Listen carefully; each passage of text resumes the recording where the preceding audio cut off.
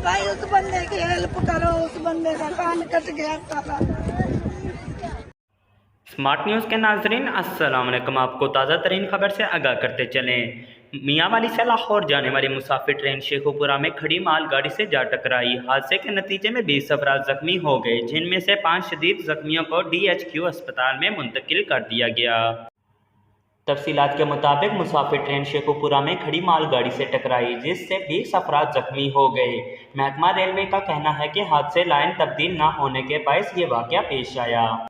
DS railway Hanif गुल के मुताबिक हादसे के जिम्मेदार 4 रेलवे मुलजमान को मुअत्तल कर दिया गया। ट्रेन ड्राइवर इमरान सरवर और assistant driver Mohammad Bilal, assistant station master Qila Sattar Shah Ali Raza और कैबिन मैन सफदर हुसैन मातल होने वाले मुलजमान में शामिल हैं। वजारत रेलवे की हदायत पर डिप्टी प्रिंसिपल अफसरान की सरबराही में ट्रेन हादसे की तहकीकात के लिए 5 रुकनी इंक्वायरी कमेटी तश्कील दे दी गई है।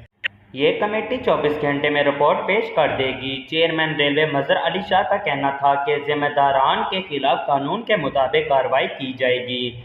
CEO रेलवे शाहिद अजीज़ का कहना है कि सेफ्टी पर कोई कंप्रोमाइज़ नहीं किया जाएगा।